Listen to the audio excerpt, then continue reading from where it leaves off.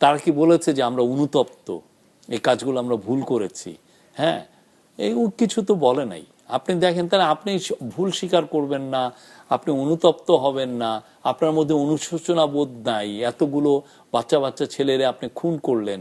হ্যাঁ, আপনি তো শুধুমাত্র সিকিউরিটি ফোর্স দিয়ে তো আপনি খুন করার নাই, আপনি আপনার নিজের পার্টির লোকদের হাতে অস্ত্র তুলে দিয়েছিলেন, তারা সে অস্ত্র দিয়ে অনেক লোককে মেরেছে।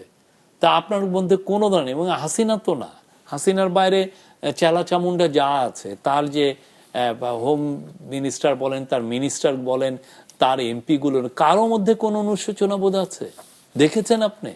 তো তাকে কেন আপনি রিকনসিলিয়েশন? তো ওই প্রসঙ্গেই চিফ অ্যাডভাইজার বলেছেন রিকনসিলিয়েশন করার আগে তো তার এই কাজগুলো করে আসতে হবে। আমরা মানলাম সে 80 বছরের পুরনো একটা দল, হ্যাঁ, তার 71-এ তার একটা রোল আছে, মানলাম সবকিছু। কিন্তু আপনি যদি খুনি হয়ে জানেন, তার খুনিকে কে জায়গা দেয়? খুনি জায়গা তো জেলে না। তার একটা বড় সমর্থক গোষ্ঠী আছে যারা আসলে সমর্থক গোষ্ঠী আছে, সমর্থক গোষ্ঠী অন্য কারো জায়গায় বিয়ে করবে, পৃথিবীতে কেউ দেয় না তো।